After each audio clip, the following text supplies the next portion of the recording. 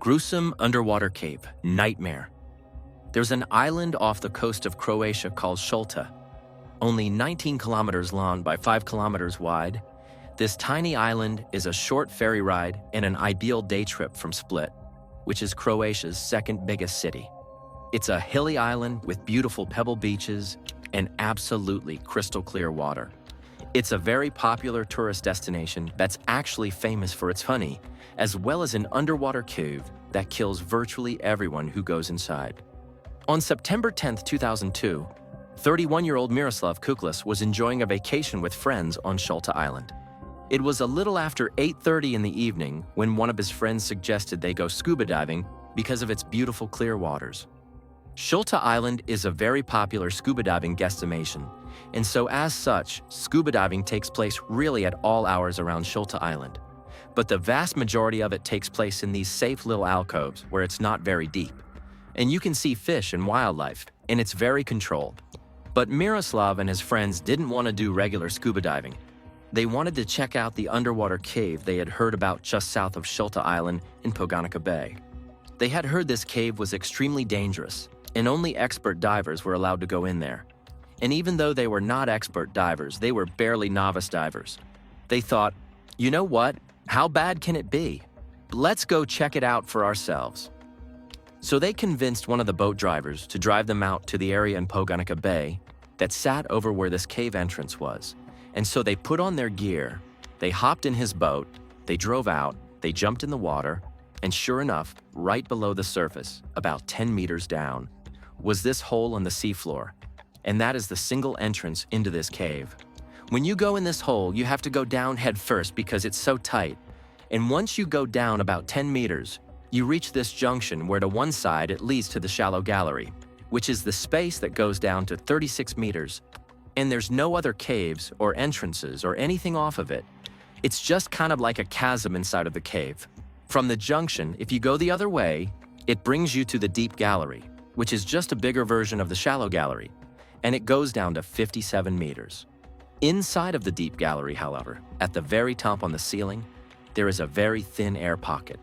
Now, there's a few reasons why this cave is so dangerous beyond just being an underwater cave, which in and of itself is quite dangerous. The first one is the visibility inside of the cave is basically zero. The only light that comes in is through that single entrance that leads to that junction, but the light doesn't make it past the junction into the two galleries, so it is truly pitch black inside of those two galleries. You also have all this silt that's caked to the inside of the cave, so as soon as you get in there, your flippers and your movement kick the silt off the wall and muddy the water around you, to where even if you had a flashlight, it's like driving in fog. The lights only pick up the fog right in front of you. You can't see beyond the fog. Well, in a tunnel, you shine your light on silt, and you're just going to see the silt, not beyond it. So basically, going into this cave, you're going to be blindfolded. So a little after 9:15 p.m., Miroslav goes in first, followed by his other two friends. Miroslav reaches the junction, and he turns towards the deep gallery. He goes all the way down to 57 meters. He touches the bottom, he turns around, and he starts making his ascent. On the way up, he gets to the junction, and he makes the critical mistake of going into the shallow gallery. Believing that is the exit of the cave, he probably got in there, bumped his head, started feeling around, he's kicking up silt, he's starting to panic. He's looking for the way out again, he finds the exit to the junction, but instead of taking the exit out of the cave, he makes the same mistake again and goes into the deep gallery. And now he's in the deep gallery, he's feeling around, he's running low on air, and based on his dive computer, he was fumbling around in there for quite some time. At some point, Miroslav must have looked at his air gauge and realized, I'm out of air now, and he made one last push to try to get to the surface. But he hit a ceiling, and that's when he realized, based on maybe the touch and feel, maybe he took his gloves off and he was feeling around, he felt that he was in the air pocket, that thin amount of air that sat right at the top of the deep gallery. He must have realized at this point that there was so little air down here that he probably only had maybe a few minutes, that he could be down here breathing before he was going to drown. And in terms of making his ascent to the surface on a breath hold, the only place where there's an air pocket is the deep gallery.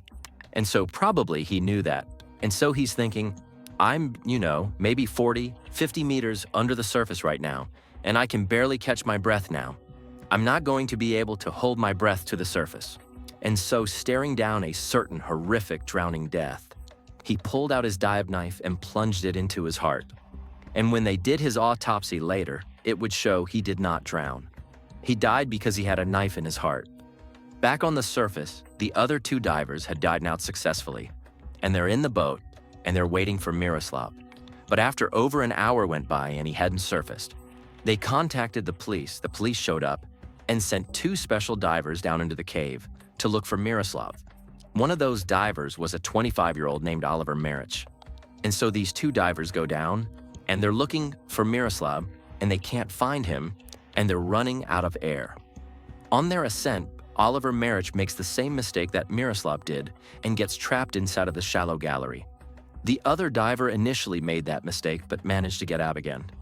But Oliver went back and forth between the deep and the shallow gallery until he too drowned in that cave.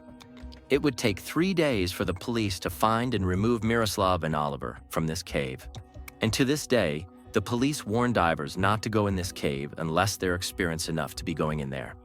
But year after year, inexperienced divers try their luck inside of this cave.